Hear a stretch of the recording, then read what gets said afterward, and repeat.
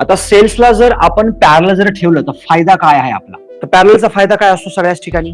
जर ह्यातला एक जर सेल चालणं बंद केलं तर दुसरा सेल नाही राहणार का आपल्याला बॅकअपला? 100% राहणार. इथं जर हा सेल जर खराब झाला, याच्यामध्ये काही माल फंक्शनिंग झालं का सगळं सर्किट बंद पडणार का आपलं? नाही. बरोबर ना? प्रत्येकाला वेगळं वायर आहे आणि सिरीज मध्ये असतं तर काय झालं असतं सांगा बरं? समजा इथे जर एका ह्याला प्रॉब्लेम झाला असता तर करंट आपला पुढे गेलाच नसतं, सर्किट बी क्लोज झालं नसतं. म्हणजे हा ऍडव्हान्टेज आहे पॅरलचा. आता डिसएडव्हान्टेज काय असतो पॅरलचा सांगा बरं? तिकडे काय होता डिसएडव्हान्टेज?